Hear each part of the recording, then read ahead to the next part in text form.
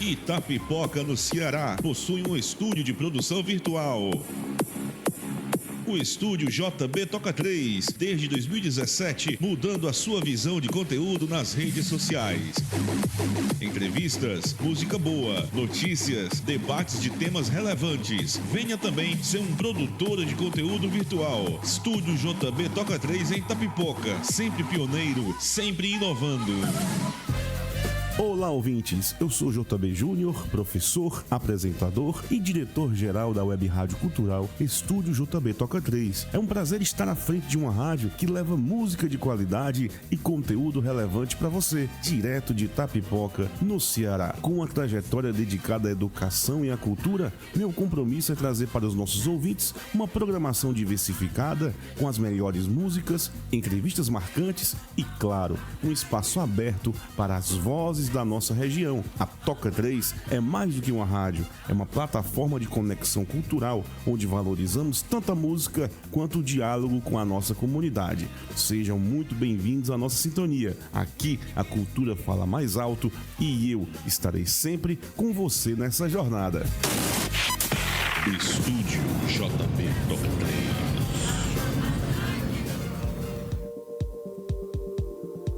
Muito bem, boa noite, boa tarde ou bom dia, não se sabe realmente em que momento você está consumindo a gente agora.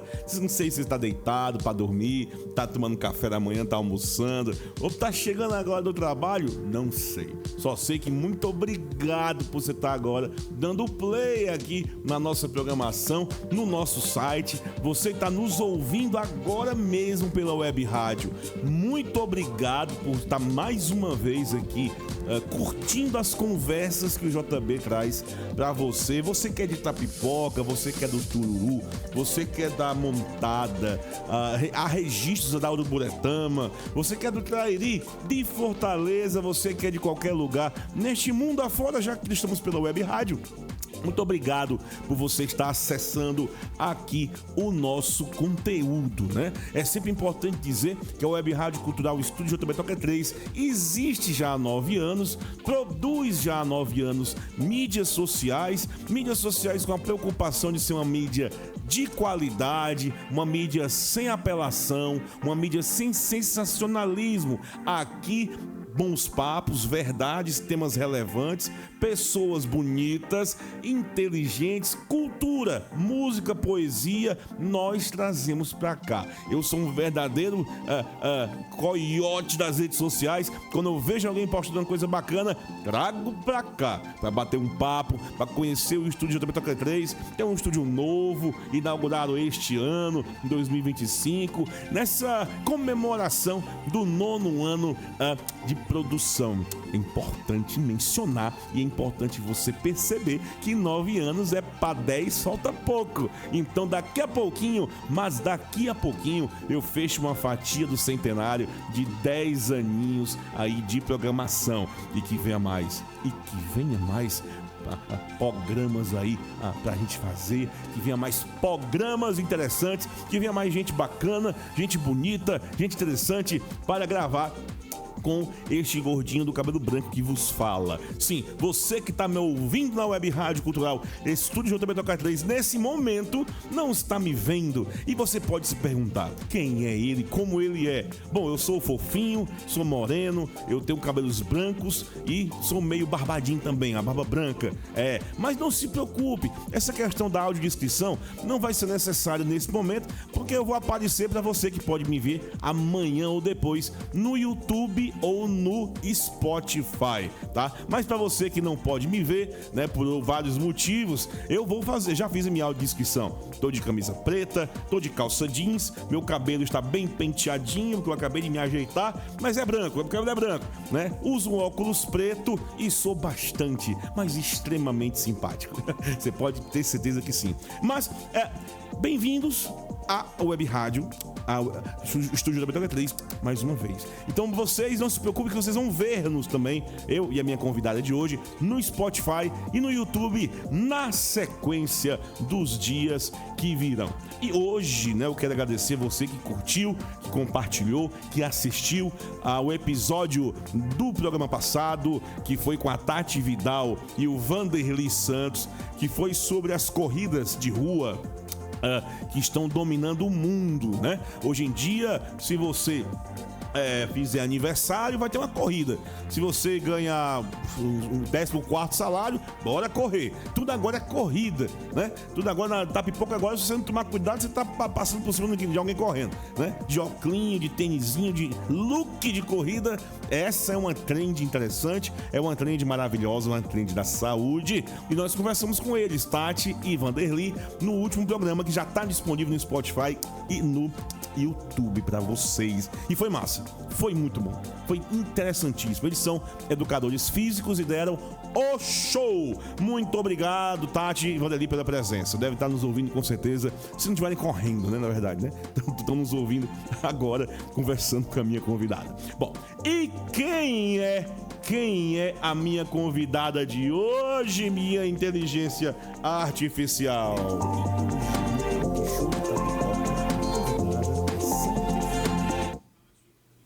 E hoje, no Talk Show de Tapipoca, a convidada é Sani Teixeira, professora da rede pública desde 2013, pedagoga pela UES, psicopedagoga, historiadora e mestranda em educação pela UFC. Pesquisadora da história da educação cearense do GPEC, atua também no ensino superior e na formação de professores. Hoje, com o tema Educação em Pauta, Sani Teixeira. Eu adoro essa IA. Essa IA tem uma voz bonita. Muito obrigado, minha IA. Assim engasgou no começo, mas tudo bem. IAs, né? A gente não pode confiar totalmente nela. Bom dia, boa tarde, boa noite. Sani, bem-vinda ao estúdio JB 3. Bem-vinda à Web Rádio Cultural Estúdio JB 3, ao Talk Show de Tapipoca. Boa noite, JB. Boa noite aos nossos ouvintes, né? Boa noite, bom dia, boa tarde. Não se sabe que horas nossos ouvintes vão estar nos ouvindo. Verdade. E agradecer a você pelo convite, né? É um prazer, é uma honra fazer parte desse programa, desse talk show.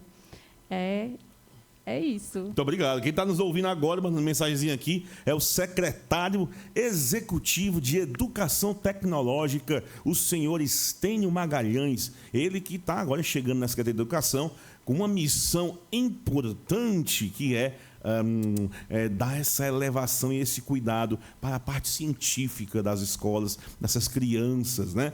E eu imagino que as Olimpíadas vão vir com mais força, né? Tá vindo cursos aí para esses meninos aí fazer à noite, vários cursos de ciência, de informática, projetos estão sendo levados. Recentemente foi feito um projeto de umas abelhas aí, Jandaíra, foram escolhidos um itapipoquense que foi representar Itapipoca em Fortaleza. Muito bacana essa secretaria e ele está nos assistindo. Obrigado, secretário Estênio. Sani,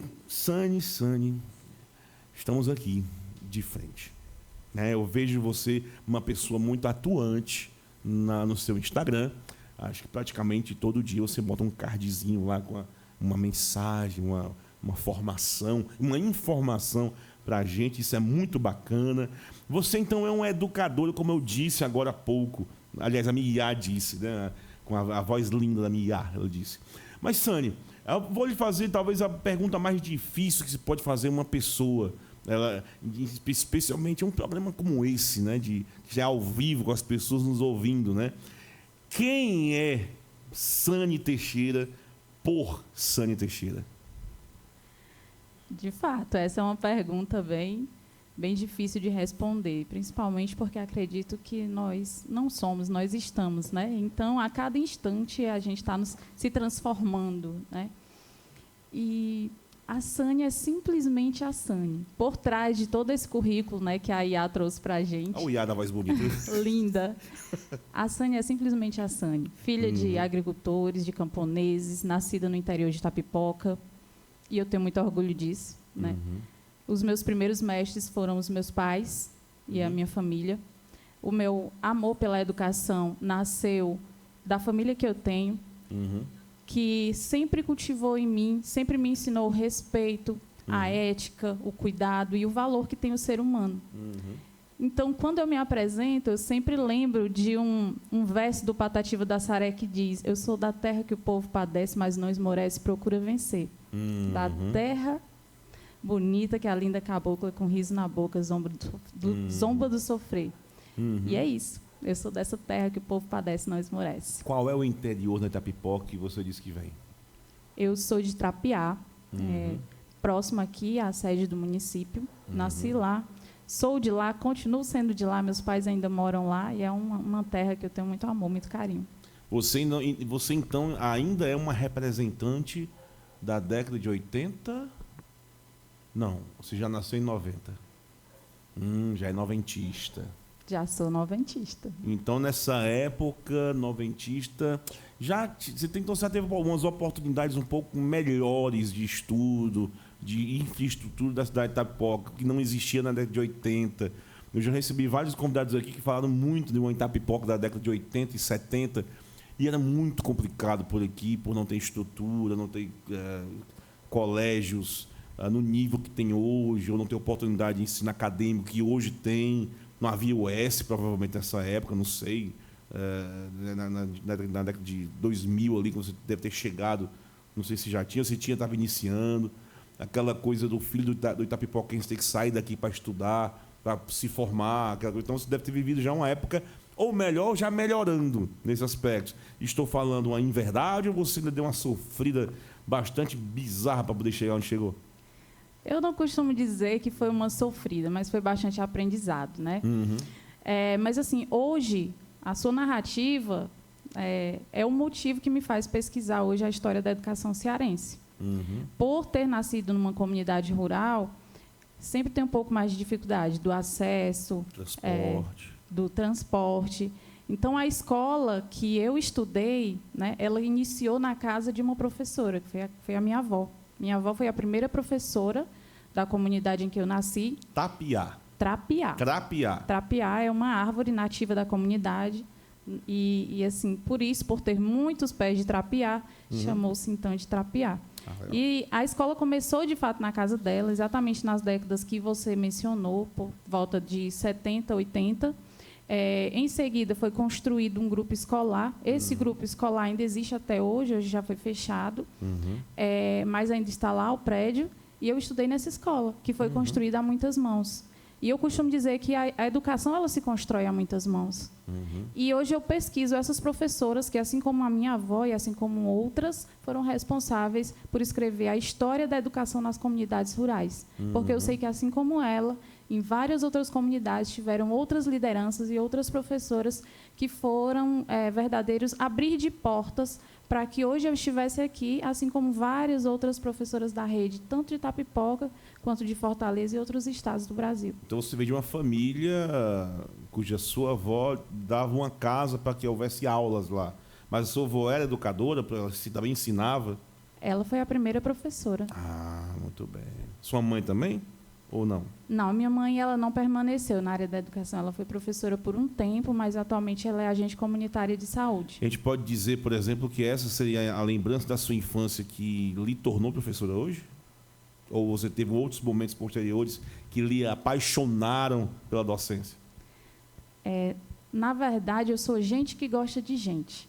E gente que gosta de gente sempre escolhe ser professor. Mas o caminho que me levou até aqui não foi, ainda não inicia aí. Não foi daí? Não foi daí. O filho do agricultor, o filho do camponês, ele cresce ouvindo que tem que estudar para ser doutor. Porque ser doutor é você ser médico, advogado, ou você ser prefeito, algo do tipo. E eu sempre fui muito obediente aos meus pais. E eu sempre disse, eu vou estudar para ser doutora. Só que, como você bem disse na sua fala, aqui em Itapipoca nós não tínhamos curso de doutorado. Então, não dava para ser advogada. Não dava para viajar para outros municípios. E o curso que mais me aproximava dessa realidade de ciências humanas era a pedagogia. Na época, nós tínhamos na FACED Química, Biologia e Pedagogia. Então já tinha a FACED, já tinha o S. Já tinha a FACED. naquela Eu época. entrei na FACED aos 16 anos, na turma 2008.2. Mas ainda iniciando, né? Ela começou com poucos cursos, né? A FACED. Exatamente, só tinham 3 cursos, Pedagogia, Química e Biologia. E eu entrei na turma de Pedagogia. A ideia era que, posteriormente, eu conseguisse cursar Direito em outra cidade, quem sabe. Porém, quando eu estava no 6º semestre de Pedagogia, já trabalhando em uma instituição chamada Caritas Diocesana, a minha mãe disse, vai abrir um concurso para professora e eu gostaria que você fizesse. E eu disse, só estou no 6º semestre. Aí ela, não tem problema, faça. E eu fiz. Passei na primeira fase. E eu lembro que quando foi na segunda fase, eu estava viajando, estava no encontro regional da Caritas. Cheguei às 9 da noite para preparar a aula e no outro dia apresentar. Mas naquela época, aos 20 e poucos anos, a gente não tinha a responsabilidade, o peso que era fazer um concurso público. Então, foi muito leve. Cheguei, apresentei e fui aprovada. Pedi reclassificação algumas vezes, por não ter ainda concluído o curso, só estava no 6º semestre. E entrei na educação. Quando eu entrei na educação, eu tive contato com a educação infantil. E aí foi que começou o amor pela... o bichinho mordeu. Aí foi que começou, e eu não quis mais sair. E foi daí que começa a minha história na educação. Todas as outras formações, tudo que eu pesquiso, nasceu aí, dessa primeira experiência com a infância. Então, você é uma professora atualmente formadora, especializada, e que estuda e pesquisa a educação infantil. Eu comecei a pesquisar a educação infantil nesse período, quando eu entrei. Inclusive, tenho artigos publicados sobre a primeira infância. Mas eu hoje não pesquiso a primeira infância. Escrevo ainda alguns artigos sobre, mas eu pesquiso história da educação cearense. Porque eu saí, afastei-me um pouco da primeira infância.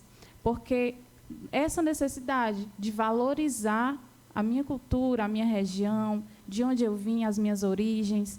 Paulo Freire, ele disse, né, que a educação ela não pode se dar longe do chão onde você pisa. E foi dessa realidade de professora da escola rural que eu saí. Então, foi esse território que eu escolhi valorizar na minha pesquisa. Quando eu concluir a minha dissertação, eu vou ter um material, eu vou ter um produto que vai mostrar para a sociedade que a história da educação ela pode ser narrada por sujeitos outros. Não só os grandes líderes políticos, homens, mas mulheres, que são história e que fazem história. Assim como minha avó, assim como eu estou fazendo ao estar aqui com você. Sua avó já passou? Não. Ela está aí? Tá, Nossa! sim, ela é... Qual o nome dela? Minha avó é a professora Judite. Professora Judite. Olá, professora Judite, tudo bem? Espero que você esteja ouvindo. Né? Que maravilha, que legal.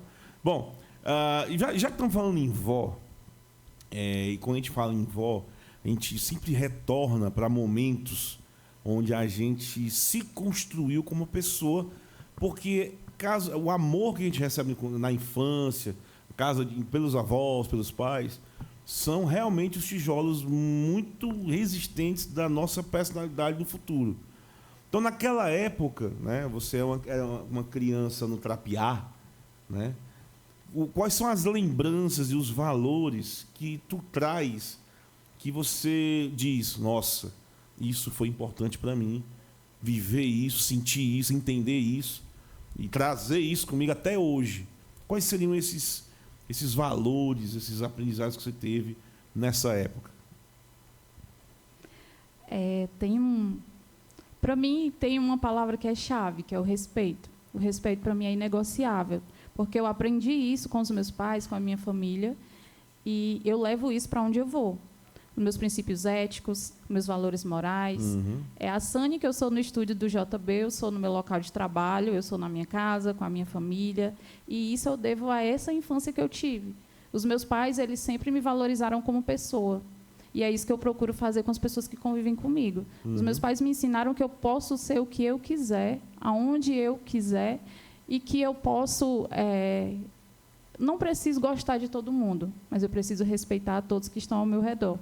E é isso que eu aprendi com os meus pais. A minha infância foi uma infância muito rica mesmo, de brincar na areia, de conviver com pessoas diversas, de viver mesmo essa pluralidade de experiências. Eu acho que isso me fez a pessoa que eu sou hoje. É tanto que eu sempre falo, e até falei isso no início da entrevista, né, que meus primeiros orientadores, meus primeiros educadores são os meus pais, é a minha família. Uhum. Você teve uma infância legal? Sim, minha infância foi maravilhosa, mesmo de Você brincar nas brincou, árvores. foi lúdica? Sim, de tomar banho de rio, de tudo. Legal. Balanço, brincar de boneca, brincar na areia, pega-pega, pique-esconde, tudo que eu tive direito. Pai, então nessa época, seu pai e sua mãe conseguiam lhe dar essa condição de você estudar legal, morar bem, então você tinha uma boa condição, né? Você não estava... Você morava num distrito de Itapipoca, porém não era tão difícil, tão remoto, né? Itapipoca Trapiá não é distrito. É não? É não. Onde é? O que é? É uma comunidade. É um bairro? É uma comunidade da zona rural, né? Que ela pertence ao distrito de Deserto, mas ela não é distrito em si. Uhum. E fica mais próximo da sede de Itapipoca do que do distrito de Deserto. Que legal. Então é mais pra cá, né? É, exatamente. Pantera ali. A gente nem entende, né, por que é distrito, é organização geográfica, mas fica bem mais próximo da sede de Itapipoca do que do Deserto. Seus pais estão lá hoje ainda? Estão sim, com certeza. E assim, não vou dizer para ti que a gente tinha uma condição. Eu sou aluna de escola pública a vida inteira. E aí eu volto a essa questão, né, de valorizar o chão que eu piso. Michel de Certeau, que é um filósofo aí fantástico que fala sobre história e sobre memória, ele vai dizer que é isso, você vai sempre olhar para o chão de onde você veio. E foi desse chão que eu vim, então eu valorizo demais isso. E as condições que a gente tinha era de ter uma escola e a gente vai dar um jeito de ir. Agora, se você me perguntar se foi fácil, não foi. A gente ia de bicicleta, a gente ia a pé, às vezes tinha transporte, às vezes não tinha. Pronto, eu ia perguntar isso também. Você, quando estudou, tudo bem que era a casa da sua avó, então você deve ter estudado na casa da avó, né? Então, era perto, morava no vizinho, andava, caminhava, ia de bicicleta, como é que era? Não, a Era 2 escola, quilômetros ela desse, começou na casa da minha avó por volta de 1963. Começou em 1963. Então, permaneceu na casa dela na década de 70, 80, mas eu já sou dos anos 90. Então, a comunidade já tinha se articulado e tinha construído o primeiro grupo. Então, eu já tive acesso à escola nesse espaço, né, que era um grupinho escolar, que era como chamavam, com 2 salas de aula. E era próximo, sim, à minha casa. Eram turmas multisseriadas. A gente tinha primeiro e segundo ano, terceiro e quarto ano, eram turmas juntas, né? Juntava as turminhas. Só que, quando eu saía de lá, a gente concluía o Fundamental 1 no Guarani. Né? Eu sou aluna ali do Pedro Alves Teixeira. Pedro Alves, né? Exatamente. Que bom voltar no tempo e lembrar disso, né? Você costuma fazer esse exercício de voltar sempre Com certeza. a essa história?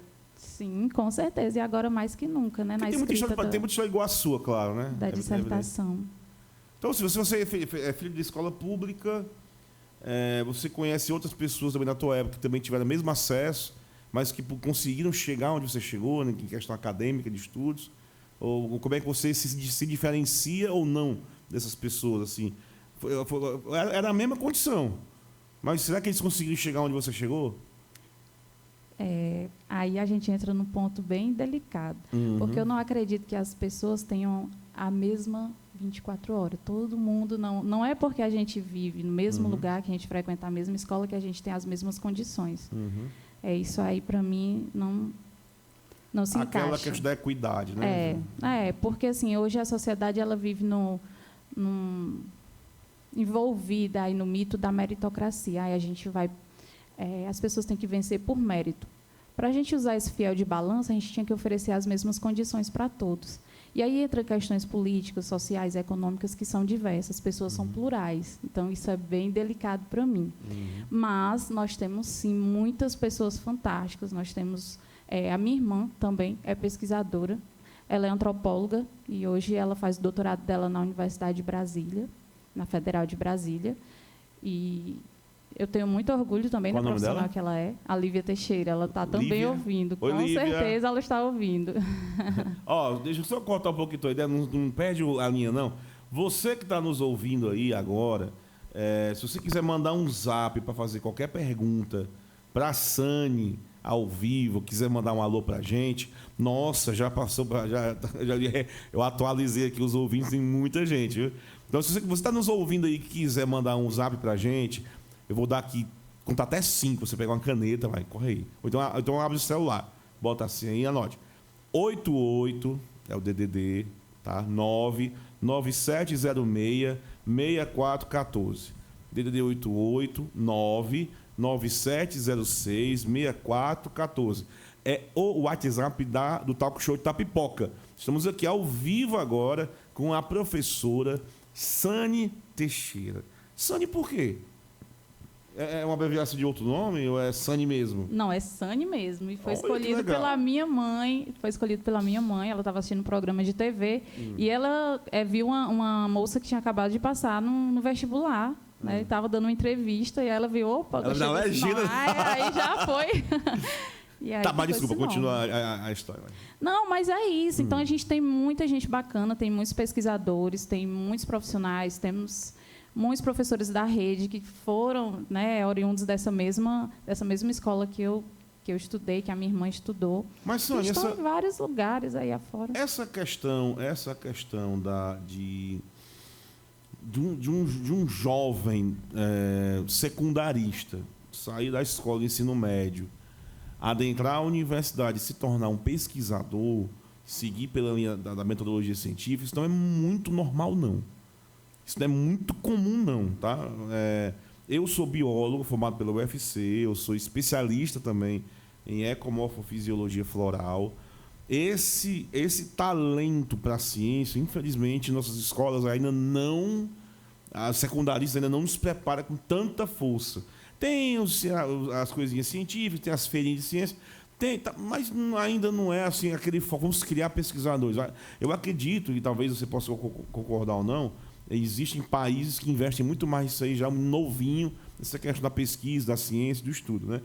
Mas você, sua irmã, talvez outros amigos da tua época estudantil, que se tornaram professores universitários, que estão especialistas, estão mestrandos e doutorandos, etc. Da onde é que você acha que veio essa conquista? Veio já na faculdade, quando você entrou na UES, na FACED, ou você teve mesmo na escola pública, todo mundo teve, alguém que inspirou a vocês a seguir esse caminho da pesquisa? Tu entendeu a pergunta, né? Entendi, sim. De fato, né, ser pesquisador não é muito comum, tenho que concordar com você. Mas, assim, o que me motivou a me tornar pesquisadora foi ter encontrado na minha vida professores que, como diz Rubem Alves, fizeram o papel de cultivar em mim, de despertar em mim a curiosidade. Eu paquero muito com a área da filosofia, que se questiona muito quem eu sou, de onde eu vim, o que eu estou fazendo aqui, por que eu estou aqui. E essas inquietações, elas nascem na gente quando a gente perpassa a nossa vida escolar. Foram professores fantásticos que eu tive, professores incríveis na rede pública. E, assim, embora o Brasil ele não invista muito em pesquisa, em ciência, né, porque para você ser pesquisador, para você estudar, para você fazer ciência, você abdica de muita coisa, porque o próprio mercado de trabalho ele não favorece que você seja pesquisador, então é uma escolha mesmo. Mas essa semente ela foi plantada em mim durante todo o meu percurso acadêmico, escolar, e é claro que a UES tem muito a contribuir com isso, né? Contribuiu muito com isso. Eu saí, Sani, da pesquisa, eu fazia parte de um grupo que pesquisava as larvas do Aedes aegypti na UFC.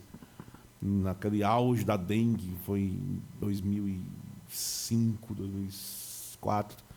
Houve muito recurso, inclusive recurso estrangeiro, para que laboratórios brasileiros pudessem avaliar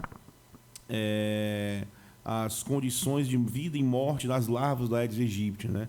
E o meu laboratório, onde eu trabalhava, né, do Christian Westerkamp, alemão sensacional, nós ficamos com a missão de congelar as larvas a menos 40 graus. A gente fazia picolés de Aedes aegypti, a gente mais brincar. E a gente descobriu que existe uma iminência muito grande, um perigo muito grande da dengue se alastrar para altas latitudes, porque com 40 graus, quando negativos, água pedrada, né, descongelava, elas estavam batendo vivas e fazendo pupas e virando mosquitos. Então, eu acho muito linda a pesquisa, assim, a ler artigos. Eu aprendi a falar inglês, ler inglês nessa época, porque os artigos todos em inglês. Mas eu tive de sair por motivos mesmo da vida, porque a pesquisa não estava dando dinheiro, e eu tive que entrar dentro da secundarista, né? Eu fui dar aula. Então eu tinha bolsa e tudo mais, etc. Eu fui chamado para dar aula na área de Sá Cavalcante, em 2005. E foi 2005. Foi 2004, 2003, 2004 a pesquisa. 2005, para ganhar 15 vezes mais. Então isso é atrativo para muita gente. Então eu fui. Então, desde então saí, né, não pude continuar a minha vida acadêmica, né? Por isso que eu te perguntei sobre essa questão do bichinho que mordeu para a pesquisa, porque, como tu disse, a dificuldade existe, né? Muitas vezes as pessoas que estudam licenciaturas, elas se veem no destino fatídico de estar em sala de aula e não estar na secundarista, né? E não estar na vida acadêmica pesquisando e orientando, né, outros alunos. É por isso que eu te perguntei isso daí. E é por isso que, assim, o Brasil, ele não tem, como ele não investe em pesquisadores, tem muita gente boa que sai desse universo exatamente por isso. Ainda por falta tem isso, disso. né, também? Isso existe muito. Inclusive, você encontra colegas no mestrado e no doutorado que conclui o mestrado e não continua no doutorado, porque o Brasil não investe em pesquisa. O investimento do Brasil em pesquisa é mínimo. E hoje, principalmente na área de humanos, de ciências humanas, o que ainda existe de pesquisa é pesquisa na área da tecnologia, e até na área da biologia, e etc. Mas na área das ciências humanas, na área da educação, tem pouquíssimo investimento. A educação, como sempre, ela fica secundarizada.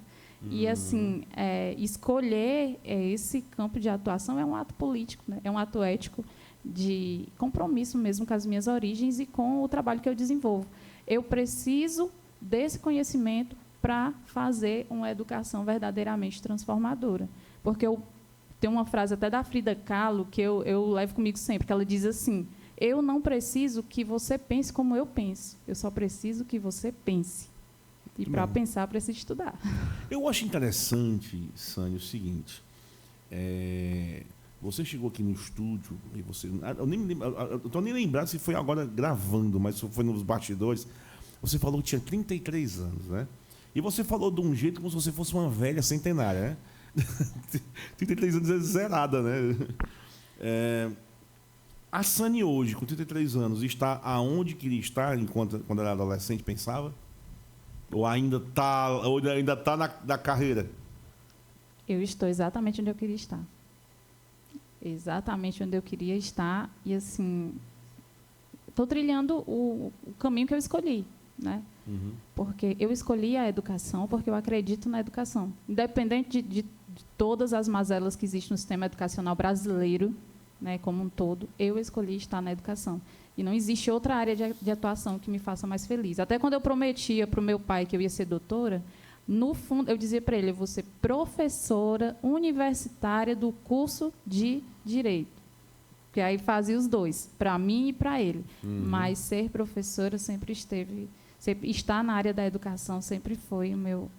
Então não há nada que a Sânia, de 33 anos, velhinha, possa dizer para a Sânia adolescente, se pudesse voltar no passado, e dizer: por aí não, por aí sim. Nada, aí é você dizer: rai fundo, gatinho, rai nesse caminho dá certo. Exatamente. Até quando eu caí. Até as vezes que eu caí, até as dificuldades que eu passei durante todo esse percurso, para mim, eu não mudaria nada, porque até as quedas me ensinaram a levantar mais forte. Todo mundo tem quedas. Então, a gente precisa aprender com elas, e eu aprendi. Muito bem.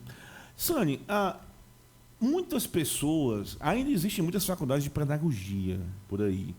Mas muitas pessoas, eu vou dizer isso com toda sinceridade, assim, até um certo grau de pesquisa pessoal, empírica. Muitas pessoas não sabem dizer o que é a pedagogia. E muitas pessoas falam em pedagogia sem saber o que estão dizendo. Vamos mostrar para quem está nos ouvindo, né, assim, a definição do que seria mas é uma coordenação pedagógica, tudo é pedagógico, a pedagogia, a psicopedagogia. Mas muitas pessoas eles meio que vomitam essa expressão em reuniões, em encontros, em palestras. Muitas vezes as pessoas saem desses locais e não compreendem a importância disso real para o estudante, para o professor, para a construção do conhecimento. É como se as coisas fossem soltas e não se encontrassem. Para muita gente. Aproveitar que eu estou com uma professora formadora, palestrante, né? Eu posso perguntar isso, já que o nível da conversa está lá em riba, lá nos Alpes, né? Vamos falar um pouquinho, resumidamente, o que é a pedagogia. Por que se discute tanto pedagogia nas escolas? Por que professores discutem tanto pedagogia em reuniões? O que a pedagogia pode ajudar ao professor, ao aluno, à escola brasileira, por exemplo? Eita, pergunta difícil da peste. Eu já ia dizer, eita, que pergunta difícil da peste. Não, mas fica à vontade, assim. O papo é isso, assim, eu tô muito feliz, eu tô muito confortável diante de uma professora como você, que fala com tanta propriedade, né? E eu gostaria muito de ouvi-la realmente, né? Assim, para mim mesmo, para aprender. E também para poder registrar isso daí. Né? Tem gente, eu olhei aqui, atualizei a nossa web rádio agora. Nossa, que maravilha de ouvintes aqui nos acompanhando. Está aumentando, já aumentou mais. Né? Então, assim, para uma web rádio, tem mais de 100 pessoas. Não vou dizer quanto, mas tem mais de 100 pessoas agora com o celular na mão nos ouvindo. Isso é muito bom. Né? Isso significa dizer que o tema está chamando. Então é a hora que a gente precisa dizer para eles: ó, pessoal, eu vou dizer, ela vai explicar o que é pedagogia, a importância da pedagogia para a sociedade, na base da construção de cada pessoa, dos meninos, das crianças. E por que é importante o professor dominar esse conceito? Né? Porque tem professor que está dando aula, é dador de aula, não é? Tem isso. Eu queria até aguardar essa pergunta, Sani. Mais uma pergunta, né? Já tem outra. Mas é isso. É interessante dizer, eu conversar com assim, porque podcast é bom por causa disso. A educação brasileira, ela está, claro, precisando de muito band-aid, muito metiolate, que não arde mais, né? Para que a gente possa melhorá-la e chegar realmente ao ensino social, ao cuidado emocional que tem que se ter, mudando esse foco apenas da numeração do Enem, né? Enfim. Eu vejo que a pedagogia, os professores, né, discutem muito, tem muitos cursos, muito tal, mas na verdade, assim, será que o caminho é esse? Né? Existe uma outra teoria, tem uma outra galera que está discutindo outras coisas, que poderia dizer, não, o modelo não é esse, o modelo é outro. Né? É por isso que é bom bater esse papo, que a gente vai, né, vai esmiuçando. Na primeira, tu responde as primeiras, tá? Vai lá na linha, depois eu vou para as outras. Vai. Vamos por partes, igual vamos pizza. por partes, né? Igual vamos pizza. por partes. Essa pergunta, a resposta dela dá um artigo inteiro, né? Pois faz aí o artigo oral. Qual é o papel aí, qual é o conceito de pedagogia, né? E assim, temo que não consiga responder para ti, dar uma definição exata do que é pedagogia. Posso te dizer o que eu entendo por pedagogia, porque para mim te dar uma definição, eu não vou ser fiel a todas as teorias, os conceitos que existem aí, que definem a pedagogia, mas para mim, a pedagogia é exatamente a base, é o alicerce da prática docente. A pedagogia é o que faz com que nós, educadores, possamos ser essa ponte entre o estudante e o conhecimento. Entre o estudante e a aprendizagem. Para mim, a pedagogia, ela não vai estudar, né, não vai trazer um conceito fechado. Isso aí nós temos diversos teóricos que tratam sobre diversos conceitos, diversas metodologias. E aí cada professor, cada pesquisador, ele vai se identificar com aquele que mais se aplica à realidade em que ele está atuando. Por isso que é interessante que o professor, que o pesquisador, né, e o professor, ele tem que ter essa clareza de que ele vai ser sempre um pesquisador, embora ele não queira adentrar nesse universo acadêmico do mestrado, do doutorado, mas o exercício da função exige de nós que sejamos sempre pesquisadores e que nós conheçamos os diversos conceitos que circulam aí ao redor, caminham ali lado a lado com a nossa prática. E aí, se você me perguntar qual é a abordagem que eu mais me identifico, eu posso te dizer. Cuida. Pronto. Eu me identifico com todas as abordagens, simplesmente porque eu acho que no nosso município, na nossa realidade, no chão da nossa sala de aula, nós não conseguimos utilizar uma abordagem fixa e definitiva. Então, na minha prática escolar, eu utilizo um pouco da socio-interacionista, um pouco da abordagem construtivista e, em alguns momentos, também utilizo práticas tradicionais, que depois do movimento Escola Nova, aí, por volta de 1920, 1930, praticamente foi abolida como uma desgraça do cenário educacional, quando, na verdade, nós precisamos entender o conceito dessas práticas, de que formas elas serão utilizadas dentro de sala de aula e a gente extrair delas o que elas têm de melhor. Não existe assim uma prática pura e definida que vai se aplicar perfeitamente em todos os cenários educacionais. Esse conhecimento é que vai dar propriedade ao professor de escolher, naquele momento, naquela realidade, qual a prática que melhor se aplica. Consegui responder? Eu sou um cara inquieto, sabe, professora Sânia, assim... Não, você me respondeu bem. Você me respondeu bem. Gostei da sua definição. Especialmente na palavra ponte. Você falou no começo. Ser ponte...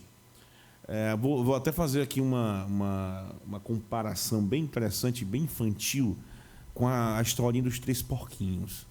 Que tem a casinha de palha, a casinha de madeira e a casinha de cimento. Vamos trazer esse conceitozinho para as pontes.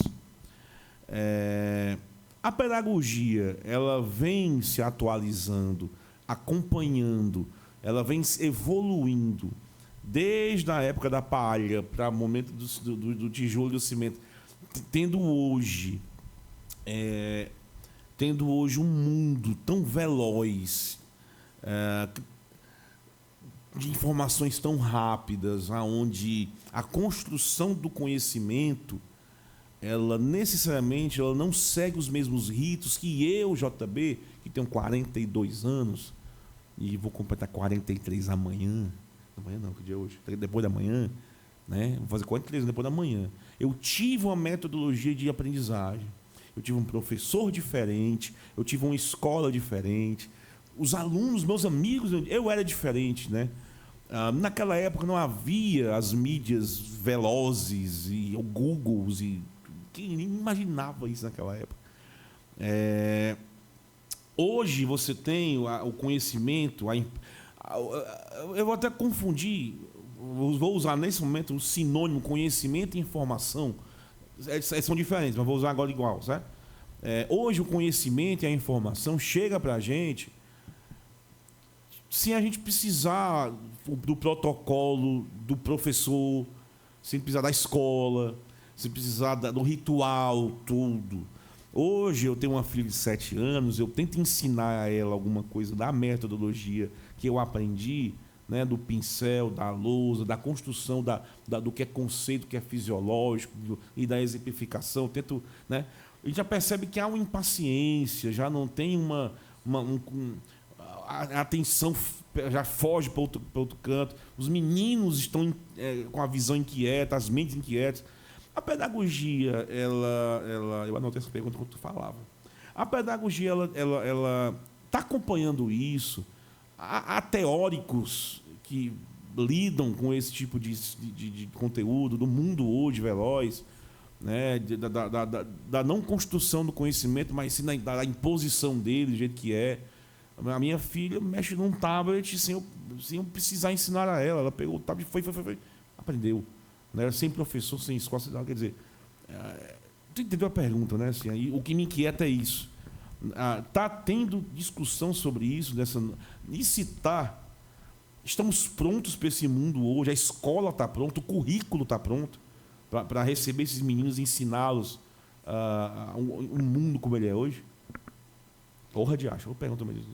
Acho que prontos nós nunca estaremos, né? Uhum. E, assim, a sua pergunta, ela abre, assim, diversos leques de possibilidades de resposta.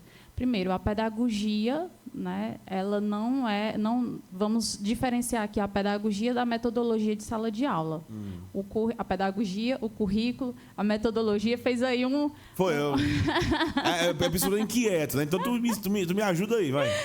Pois é, assim, existe sim dentro da pedagogia vários teóricos que fazem pesquisas sobre essa influência da tecnologia dentro do processo de aprendizagem. Nós vivemos uma cultura tecnológica que ela é presente e a gente precisa conhecer e dominar para poder trabalhar com ela junto com os nossos estudantes. Não dá para o estudante estar lá na contemporaneidade e a gente ainda está lá na época das cavernas. A gente tem que acompanhar esse avanço e, de fato, existem pesquisas no campo da educação sobre isso. A pedagogia, de fato, estuda sobre isso.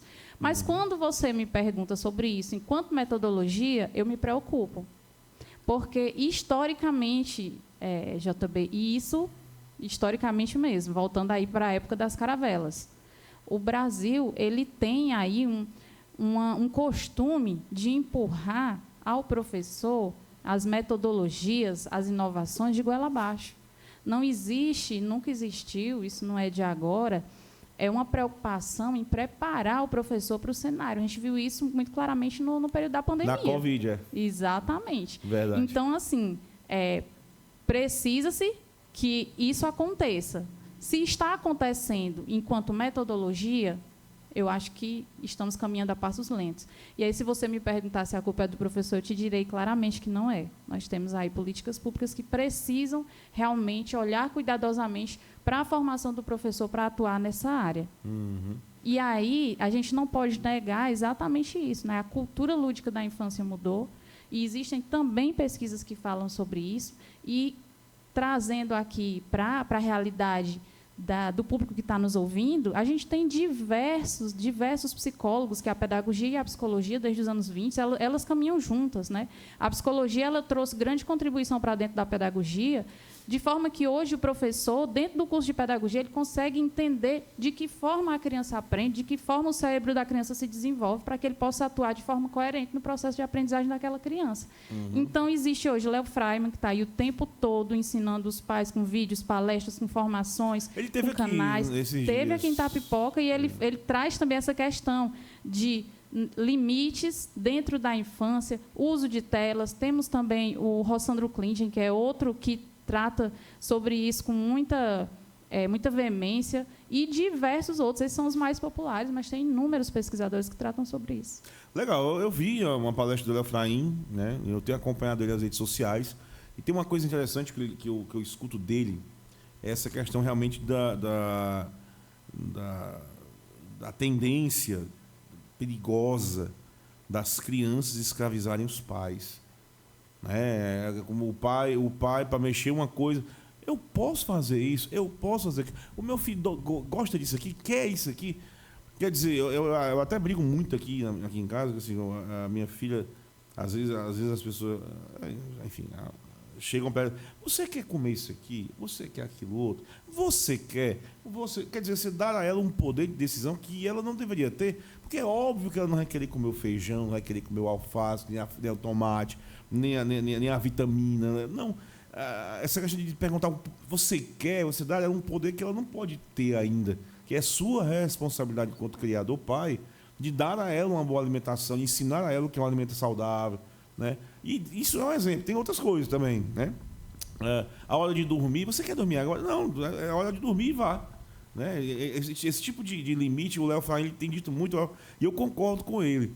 Não é hora da infância do filho assumir essa responsabilidade de decidir o que ele vai fazer, ser um processo educativo que é o pai e a mãe que tem que assumir. Eu gosto do Léo Fraim, não conheço os outros, mas eu gosto. Nesse aspecto, aonde é que as famílias erram mais? Já que você gosta de ouvir esses caras falando e tudo mais, na tua opinião, onde é que as famílias estão errando mais na criação dos filhos, Sani? Gosta de causar uma polêmica. Adoro. Assim, eu considero que, principalmente no que se trata a esse mundo da tecnologia que a gente iniciou falando, hoje é uma transferência de responsabilidade, né? Hoje já não se fala mais do abandono da criança, de deixar uma criança sozinha, mas daquele abandono de você estar presente na casa e a criança está abandonada à tela. Isso hoje é considerado abandono. O Léo Freiman, inclusive, trata sobre isso.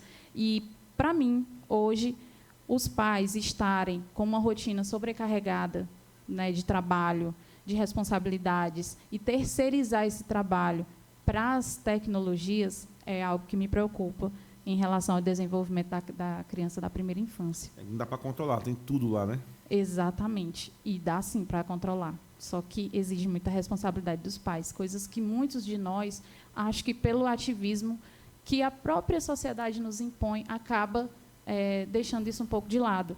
E é importante que nós tenhamos isso muito claro. As crianças, como você falou, são nossa responsabilidade. Teve uma professora minha, eu lembro ainda no curso de psicopedagogia, que ela dizia: somos nós, pais e responsáveis, que sabemos o que é melhor para o nosso filho. E, principalmente na primeira infância, nós somos responsáveis por ele ter uma alimentação de qualidade, nós somos responsáveis pelo desenvolvimento emocional, físico, psicológico. É esse ambiente que nós temos que ter, mensurar e ser responsáveis por ele. E isso a gente tem deixado muito de lado. A sociedade nos cobra que nós sejamos excelentes profissionais, e quando nós nos dedicamos excessivamente a isso, nós deixamos a nossa família um pouco de lado. Isso é uma cobrança que ela acontece velada, né? Eu quero que você seja um excelente profissional, mas no dia que você falta porque você vai levar seu filho no médico, ou no dia que você falta porque você tem que acompanhar o seu filho em alguma atividade, se isso for recorrente, você provavelmente vai ser chamado a atenção. Então, a sociedade, ela dá com uma mão e tira com a outra, principalmente em se tratando de mulheres. Tati Vidal está aqui mandando mensagem para a gente. Um abraço da Tati Vidal.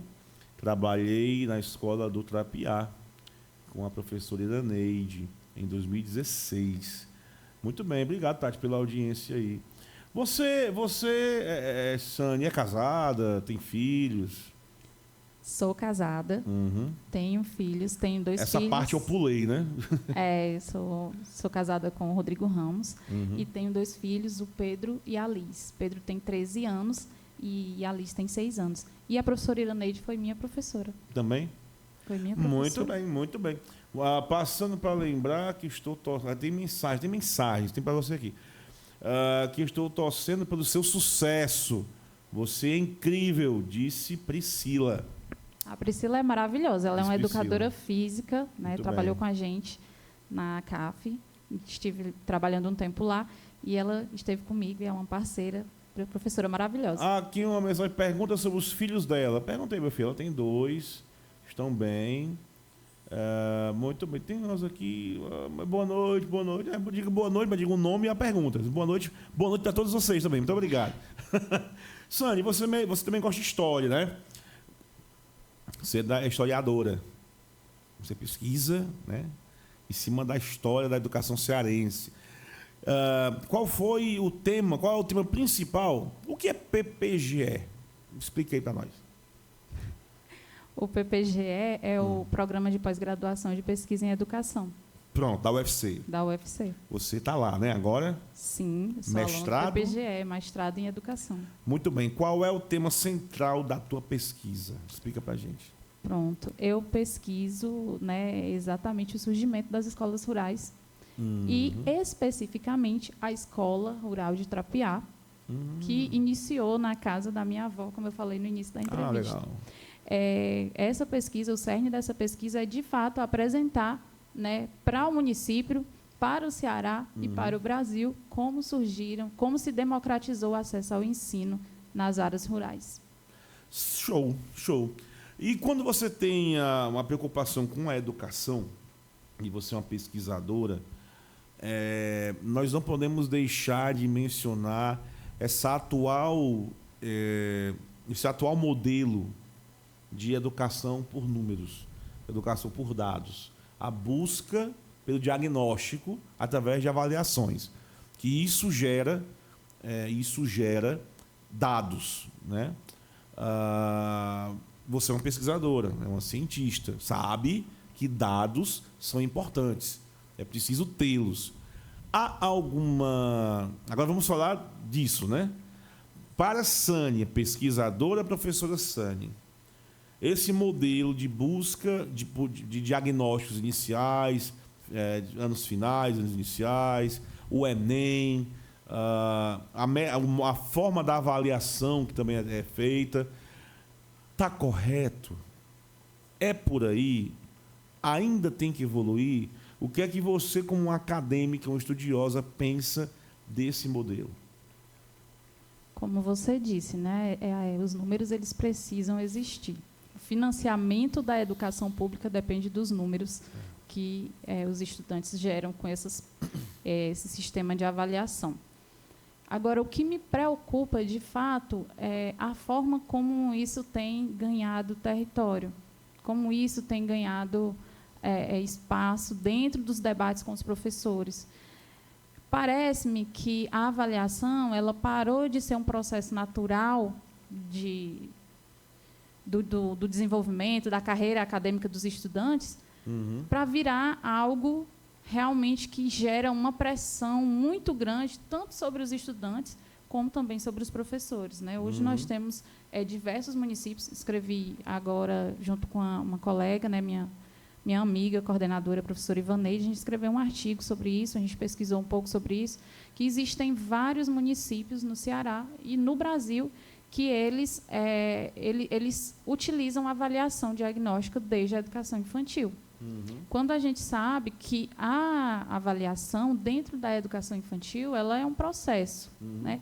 Então, ela acontece de forma em observações, no contato do professor com a criança cotidianamente, mas devido a essa cobrança que ela vem de instâncias maiores até chegar na ponta, nós temos sentido uma pressão muito grande em relação a essas avaliações. Isso precisa ser pensado, né? Elas não vão deixar de existir porque a Sani quer ou porque o professor se sente pressionado. Mas a minha preocupação é de que os professores sejam ouvidos nesse processo, os estudantes sejam ouvidos, a equipe escolar seja ouvida nesse processo. Eu acho que, para fazer a educação, se faz a muitas mãos. E acho que uma das maiores dificuldades e dos fracassos do sistema educacional, no que se refere a nível de Brasil, não me refiro a Itapipoca especificamente, é que a educação ela acontece nos gabinetes. Ela não parte do chão da sala de aula, que é isso que o Paulo Freire tanto traz nas suas obras. Ela precisa ouvir a quem está no chão das escolas. Essas pessoas precisam fazer parte desse processo avaliativo. É dessa forma? Está tudo bem? Pode ser assim? Isso, na sua opinião, não está acontecendo agora, está acontecendo pouco? Acontece, mas não acontece da forma como eu acredito que deveria acontecer. E, quando eu falo isso, eu me refiro a nível de Brasil mesmo, não especificamente a nossa realidade, porque a realidade que nós temos na Itapipoca hoje é o reflexo do que se cobra no Brasil. Nós não podemos fugir disso. Então, existe uma pressão estadual sobre os municípios que nós tenhamos resultados. Então, os municípios devem, obrigatoriamente, apresentar esses resultados. Né? E agora, de que forma isso acontece, eu vejo muita gente, né, principalmente na ponta, na escola, quando a gente recebe visita da secretaria, quando a gente recebe acompanhamento técnico, as pessoas se preocupam muito com esse processo para que ele aconteça de forma tranquila, para que ele faça toda aquela preparação para esse momento que vai vir, fazem festa, tentam, né, tornar o momento mais, como que eu posso dizer, tranquilo possível para que os estudantes levem isso naturalmente. Então, quando eu me refiro a essa cobrança exacerbada, eu me refiro ao sistema em si, que exige isso. E por mais que nós tentemos atenuar isso na ponta, ele continua sobre os ombros do professor e acaba, de certa forma, respingando no aluno. Então, é uma realidade a nível de Brasil, que precisa ser repensada. Ok. Boa noite, me chamo Silvestre. Queria perguntar à professora Sani que conselho daria para quem está começando a carreira docente ou pensa em fazer um mestrado. Olha só que legal, estou amando a entrevista de Silvestre. Muito obrigado, Silvestre. Muito obrigado. Em breve vai estar no Spotify e no YouTube para você ver a carinha bonita da professora Sani. Silvestre, ele já é professor da rede, né? Um abraço, ele é um querido, trabalha com a gente. E é isso. Quero dizer, principalmente para ele, né, está no caminho certo, que o professor ele precisa realmente fazer essa reflexão sobre o cenário que ele está atuando, de que forma ele pode atuar sobre aquele cenário, e isso eu tenho certeza que o Silvestre já faz muito bem. Em relação à dica de como é que a gente faz para entrar no mestrado, eu recomendo a vocês, até algumas amigas próximas que me perguntaram mesmo, escolham primeiro, né, qual é a área de atuação que vocês querem pesquisar dentro da educação. Mesmo dentro da área da educação, existem as especificidades. Conheçam o edital, escolham a instituição, se é o S, se é o UFC, se é UVA, e vá no site dessas instituições, vejam os últimos editais lançados, lá vai ter uma bibliografia sugerida para que você se aproxime dos autores que pesquisam a temática, e aí você já vai começar a preparar o seu projeto e, em seguida, partir para o abraço. Aí, tá vendo? Estudar, ou seja, estudar, né? Muito bem, olha, o pessoal está mandando mensagem aqui, vou ler aqui algumas, que é legal a gente responder este povo, que é um povo que está nos assistindo, né? Obrigado, Silvestre. Pergunta ela sobre o projeto do Itaú, que ela conquistou recentemente. Foi mesmo, ela ficou famosa na Itapipoca, porque ela saiu na página da UFC, né? Você conquistou um prêmio, não foi? Lembra a gente o que aconteceu? Gente, o prêmio do edital do Itaú Social foi uma conquista realmente incrível, né? Sair na página... Lá na CAF, eu lembro que foi na CAF. Pois é, aluna de destaque da UFC com esse prêmio, mas esse prêmio, ele não é só meu, né? Ele carrega uma história, uma galera comigo, e eu sou muito feliz de falar sobre ele, principalmente porque quando eu lembro, né, dessa premiação, do que foi esse reconhecimento... Eu vejo que a gente estava no caminho certo, está no caminho certo. E não está no caminho certo sozinho. A gente está com uma galera muito boa junta. Porque o projeto do Itaú Social, ele foi desenvolvido na ACAF, no período eu estava como coordenadora da instituição. E ele foi desenvolvido na instituição desde 2021. Desde 2021. E aí ele foi um projeto que nasceu da escuta atenta aos professores e aos funcionários da equipe. Nós fazíamos anualmente aplicávamos uma FOFA, né, que é um método de avaliação, que é onde a gente ouve toda a equipe, professores e funcionários, identifica nossas fraquezas, nossas forças, nossos potenciais. E aí a gente atua sobre as nossas dificuldades. Então, todo o nosso trabalho ele surgia a partir da escuta atenta de toda a equipe.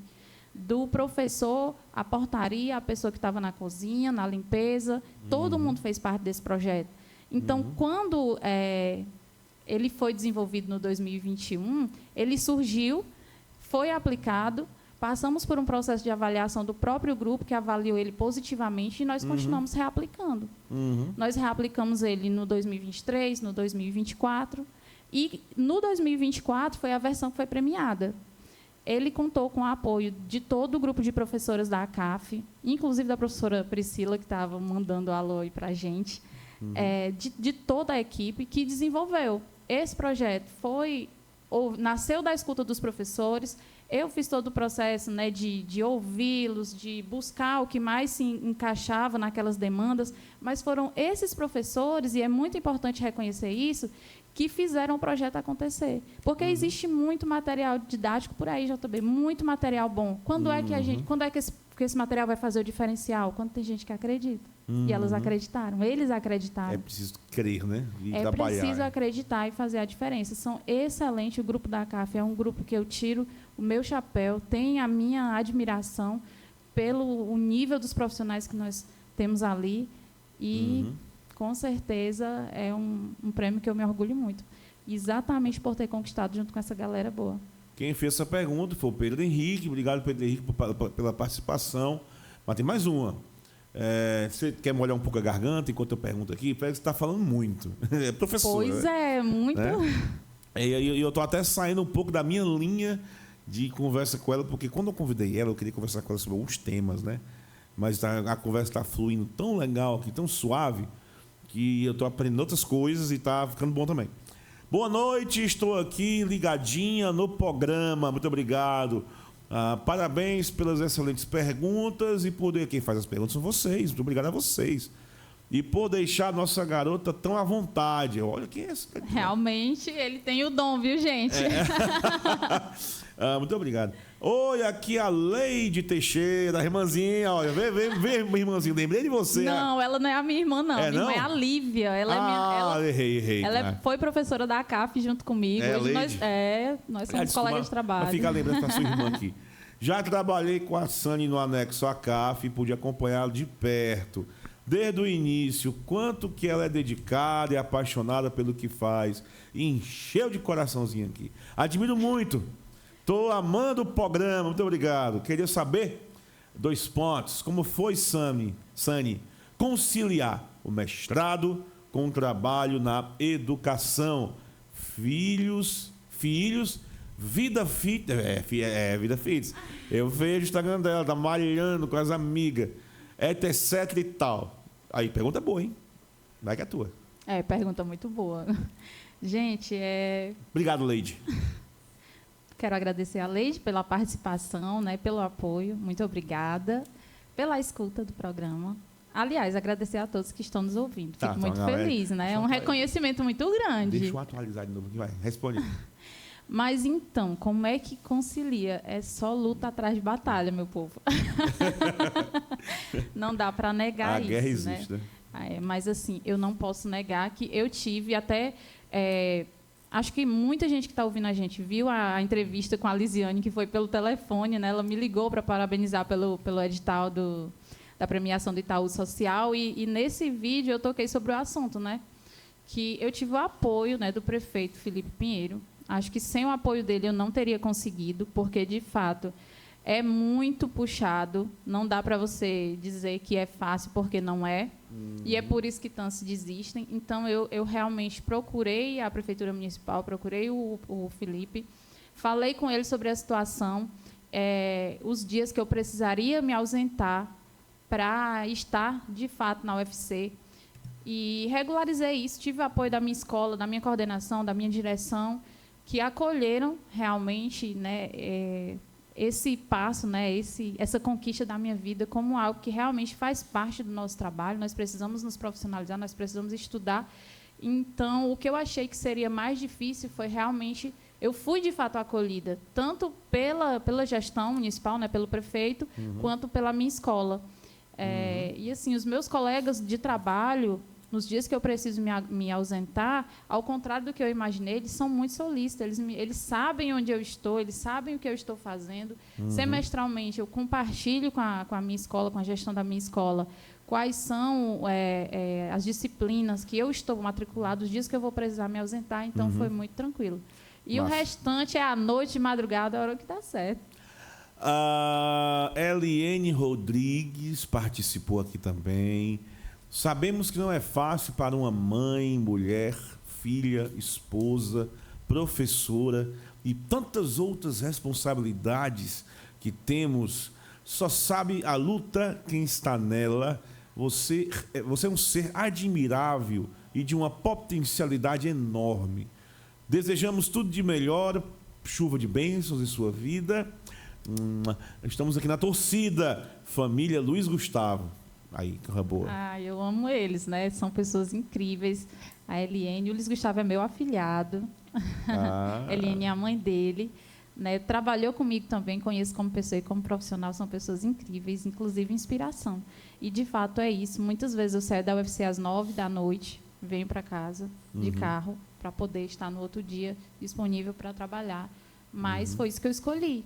Eu não romantizo assim, a sobrecarga de forma nenhuma, mas nesse momento eu vejo... Você está vivendo o que você queria viver, né? Estou vivendo o que eu queria viver. É por isso também, então eu digo a todo mundo que eu poderia estar deitado numa rede, tomando um vinho branco suave, comendo um queijinho diferente, mas eu estou aqui fazendo o que eu amo depois do expediente. Eu estou aqui, a Sani está me vendo, assanhado ainda da lida do dia, na Secretaria de Educação, visitei escola hoje já, mas estou aqui com todo o amor, todo o carinho, cuidando bem da Sani. Ela chegou, dei aguinha a ela, ofereci vinho também, mas ela não bebe. Pedi desculpa pela bagunça do estúdio, que eu também sou músico, toco na noite da Itapipoca e está meio bagunçado meu equipamento ali. Mas eu amo tudo isso. Eu estava dizendo à minha esposa esses dias que eu e isso fica para vocês também, meus ouvintes, que eu sempre quis estar, aliás, que eu agradeço a Deus hoje porque eu estou aonde eu queria estar e eu tenho hoje a vida que eu pedi a Ele no passado. Então, eu não reclamo. Reclamar é horrível, né? Então, estou cansado? Sim, você está cansado. Todos cansam. Cada qual carrega a sua cruz, né? Carrega a sua missão. E assim vai se vencendo, né? E a Sani, pelo que eu estou vendo, realmente é uma batalhadora. E eu não estou vendo... gente, eu não estou vendo nenhum pingo de olheira, né? Não. Se a maquiagem é muito boa, não sei. Mas ela não parece estar cansada, não. É muita maquiagem. Mas porque também ela é fitness, né? Ela faz crossfit. Bom, obrigado. Quem foi que falou por último aí? Quem foi? Enfim, foi a família Luiz Gustavo. Obrigado pela participação. Você vê como é importante esse momento, Sani. A gente saiu da pauta, mas você está vindo aqui, está vendo com os reconhecimentos. Eu vou falar todos, que eu acho importante. Que se tem pessoas que estão aqui falando para você, mandando mensagens, às vezes você nem percebe no dia a dia como essas pessoas gostam de você. Basta um exemplo desse aqui para dizer: uau, eu sabia que eles gostavam de mim, né? JB, ela é uma garota incrível, um ser humano ímpar. Parabéns por suas conquistas. E eu sou orgulhosa de você, sua Flaviana, que trabalha na ACAF. Flaviana é o meu amor, né? Somos amigas, ela é uma pessoa maravilhosa, professora excelente. Esteve comigo também no projeto, né, da Fundação Itaú, uma das professoras da equipe da ACAF que eu tenho profunda admiração. E dizer, tá, pessoal, vocês estão nos ouvindo aqui, eu atualizei aqui a nossa audiência. Uau, Sani, que coisa, só aumenta. Vê se eu atualizo aqui, aumenta. Muito obrigado, gente, por estar nos ouvindo, por estarem aí sentados. O que vocês estão fazendo, hein? Vocês estão com as perninhas na varanda, estão balançando uma rede, estão dentro do carro, voltando do trabalho. O que vocês estão fazendo? Estão com a família? Bota aí, comenta aí, manda um zap aí, só para ter curiosidade. Vocês estão nos ouvindo, muito obrigado. Eu quero dizer a vocês que a Web Rádio Cultural Estúdio JB Toca 3, especificamente o programa Talk Show de Itapipoca, ele traz muitas personalidades, pessoas inteligentes, bonitas, pessoas que têm uma lida e têm um projeto de vida muito bacana, vêm para cá para conversar comigo, exatamente esse momento, vivenciar esse momento, né? Então, já aprendi bastante com a Sani aqui, conheci a Sani melhor, já virei fã, né? Já tem joinha do JB, Sani.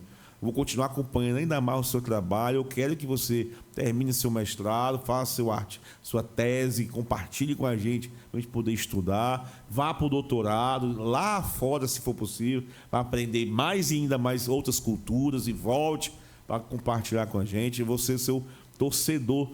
Então, muito obrigado a todos que participam. Deixa eu voltar aqui. Eu sinto muito orgulho de ter tido a oportunidade de trabalhar com Sani. Eita, que suspense, hein, Sani? Além de uma competência imprescindível, ela é de um carisma e de uma humildade sem tamanho. Parabéns, que Deus continue iluminando seus sonhos e projetos. Ela está se coçando para saber quem é. A CAF está te assistindo em peso. Audiência total. Que maravilha, Sani. JB Multiartista. Vai ser para mim, muito obrigado. Parabéns, amando o seu programa. Muito obrigado, Andréia Teixeira. A Andréia é artista, viu, JB? A Andréia, ela é poeta. Artista, Ela tem aí uma história também dentro da educação como artista. Andréia. Fez agora, recentemente, uma homenagem para o Zé Ivo no programa dele, viu? Andréia, me manda um zap aí, vamos conhecer todos. Vale a pena conhecer. Já indico para os próximos podcasts, viu? Vem para cá conversar. Vem. Cadê a câmera? Vem para cá conversar comigo. Vem.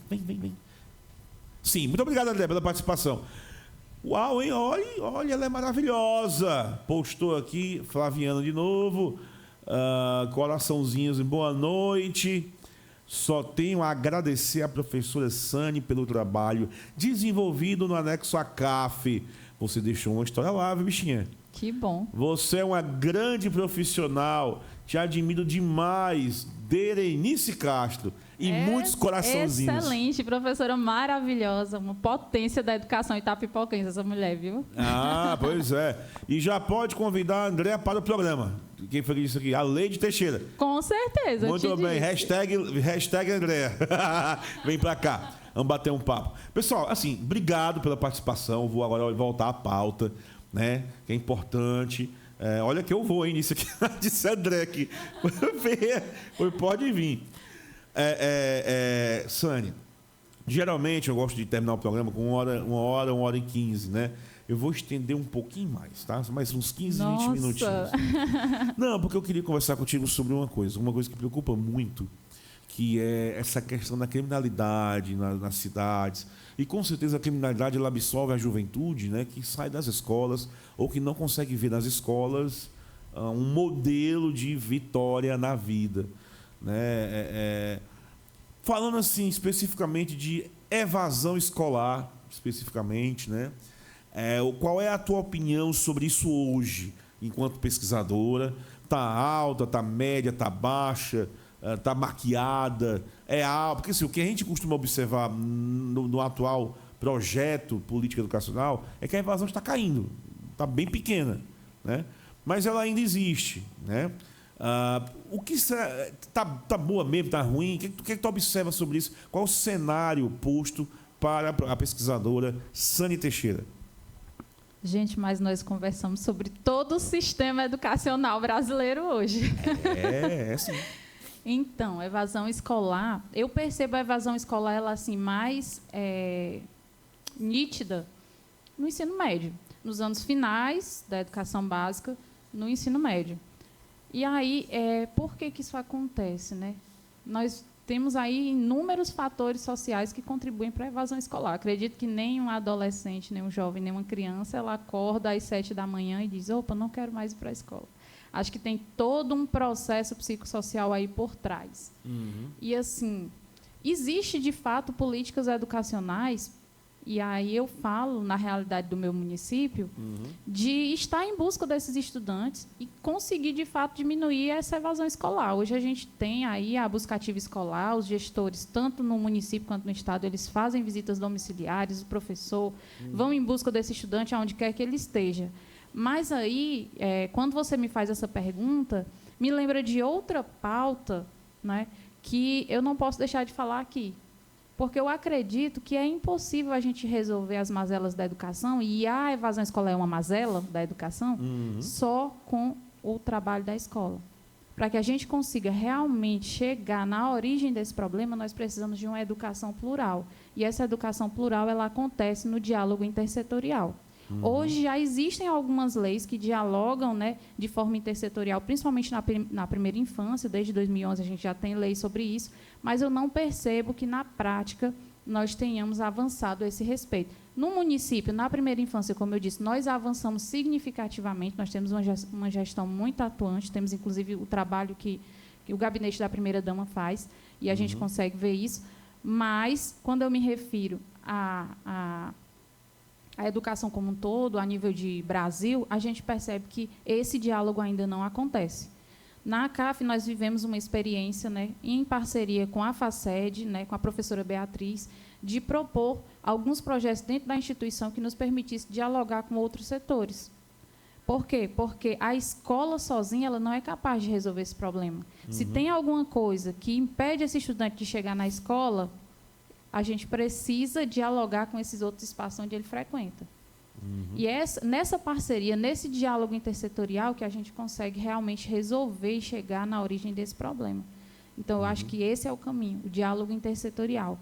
E nós estamos realmente fazendo esse trabalho enquanto rede, mas eu acho que nós não vamos atingir esse objetivo enquanto nós não conseguirmos dialogar com os outros setores. Saúde, educação, assistência, precisam caminhar juntos. Então, o desafio é bem maior, né? Bem maior. E já existem muitas pesquisas sobre isso que comprovam a eficácia da intersetorialidade dentro da educação. A educação sozinha ela não consegue dar conta de tudo.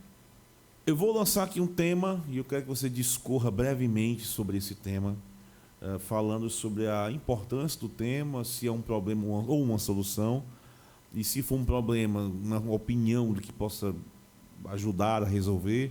Algo, claro, dentro do seu conhecimento da educação. Alfabetização na idade certa. Polêmica, né? Polêmica.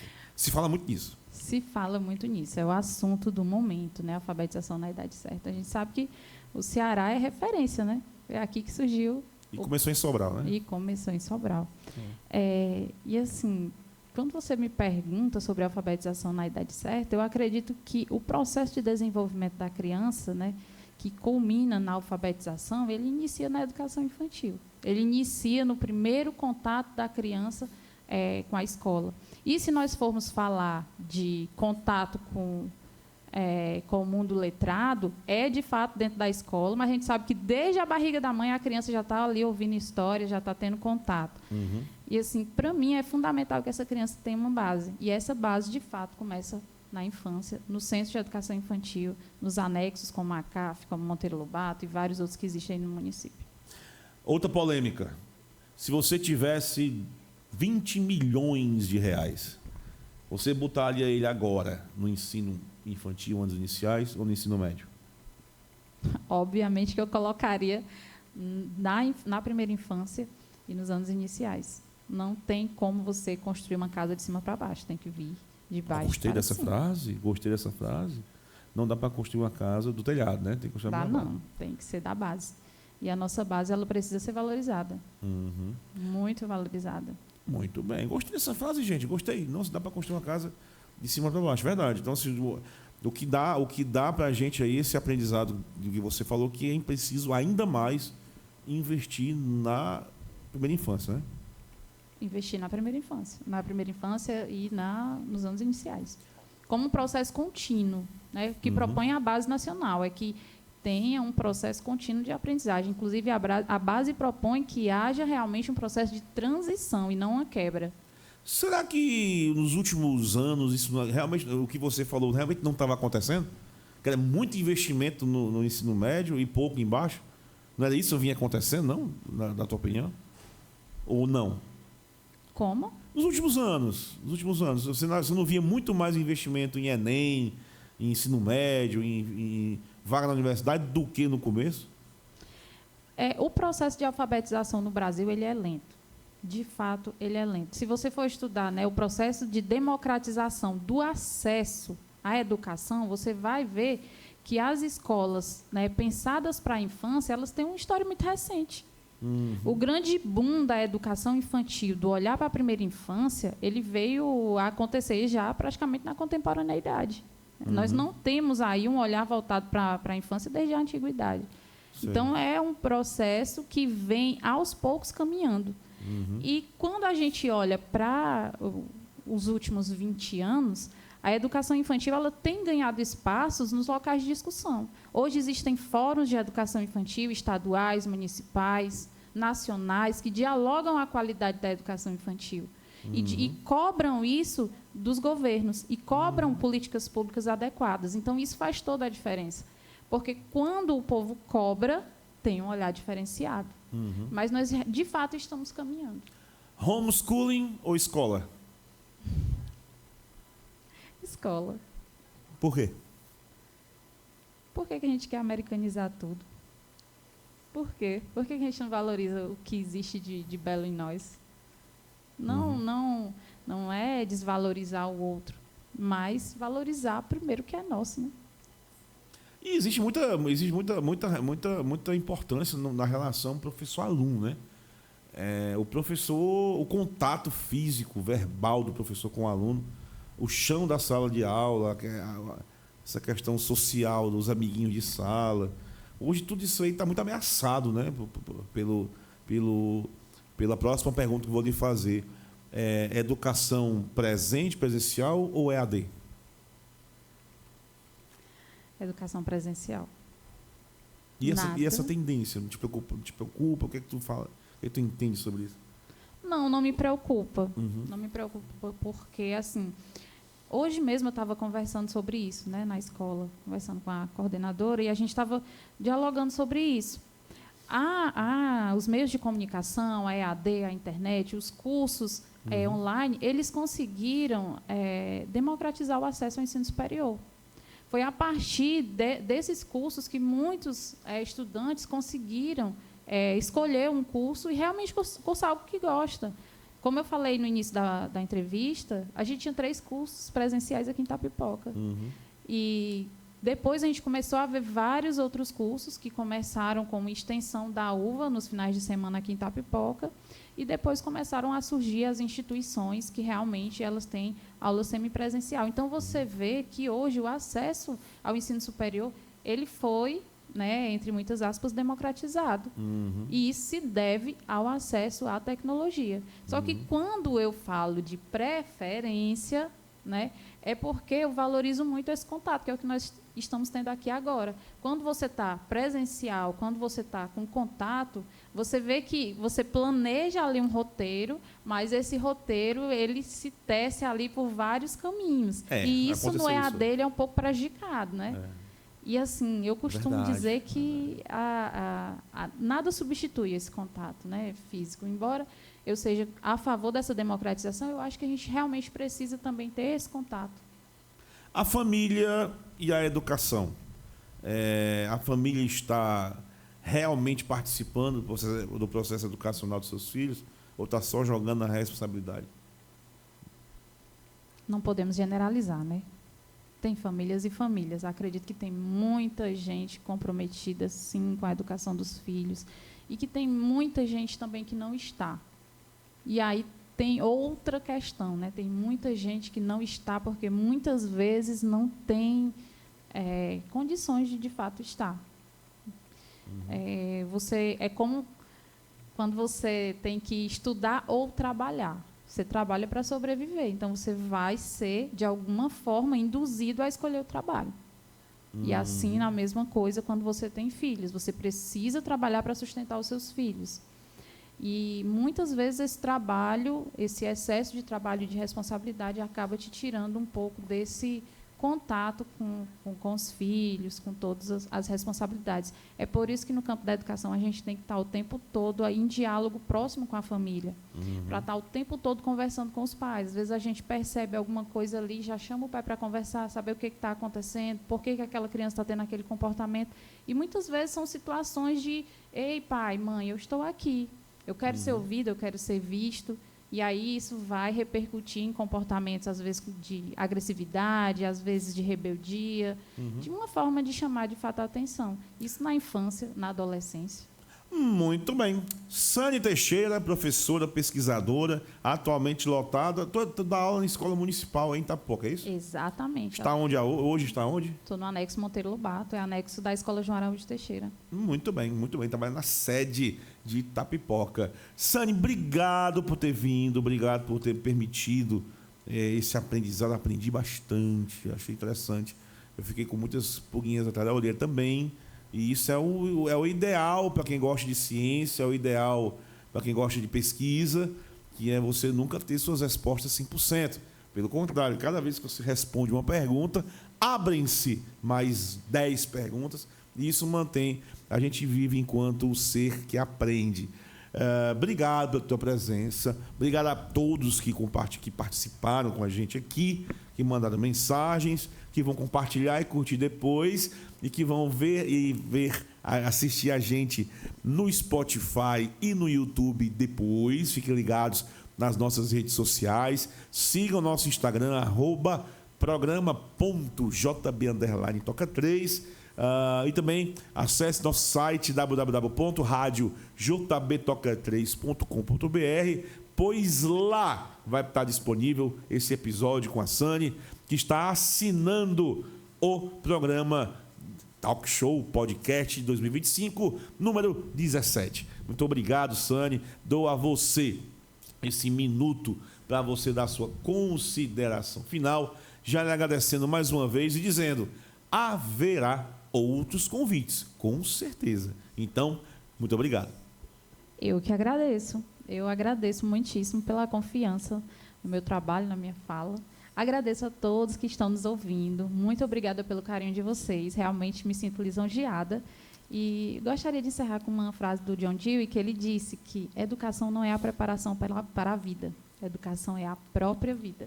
Muito bem. Frisar, vou até botar aqui na câmera frontal, a participação importante de duas pessoas aqui. Oi, JB. Sou Benedito Teixeira, tenho 2 filhas maravilhosas e são meus orgulhos. Mande um alô pro seu Benedito aí, você sabe quem é?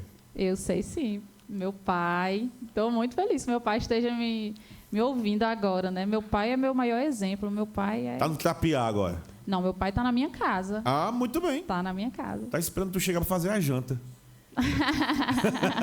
Seu Benedito, parabéns pela sua filha. Ela é inteligente, determinada, forte, é simpática também.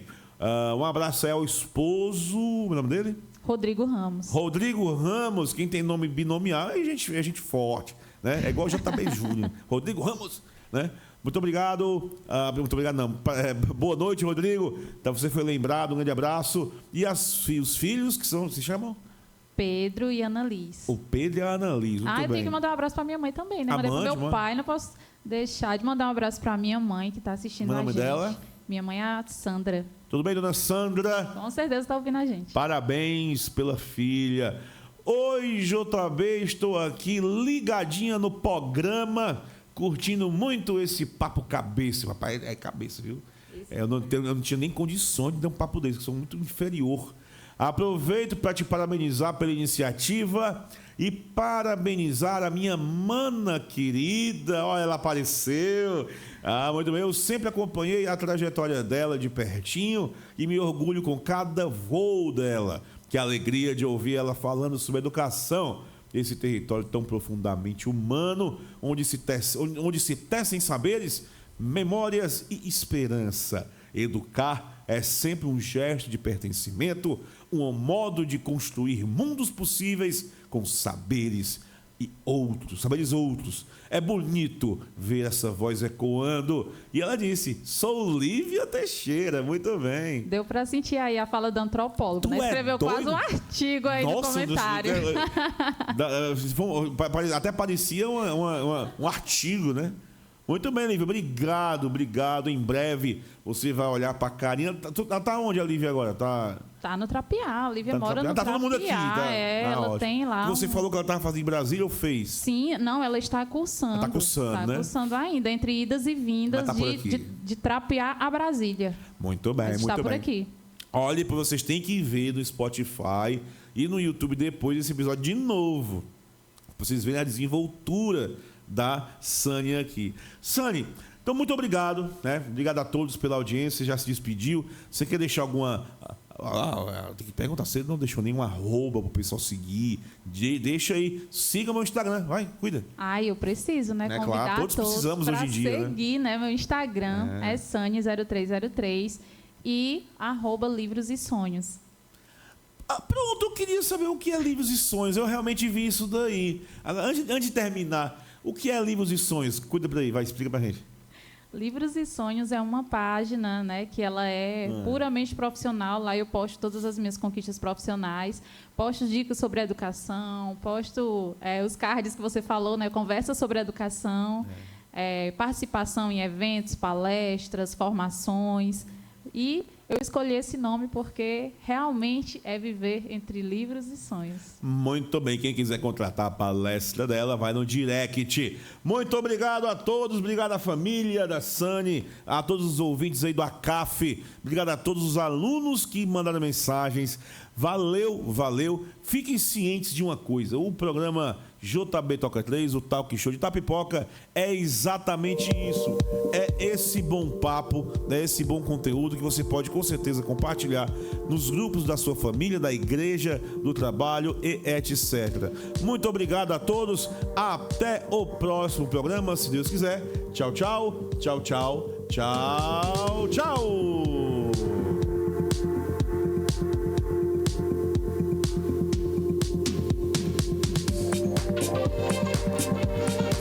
Itapipoca, no Ceará, possui um estúdio de produção virtual. O estúdio JB Toca 3, desde 2017, mudando a sua visão de conteúdo nas redes sociais. Entrevistas, música boa, notícias, debates de temas relevantes. Venha também ser um produtor de conteúdo virtual. Estúdio JB Toca 3 em Itapipoca, sempre pioneiro, sempre inovando.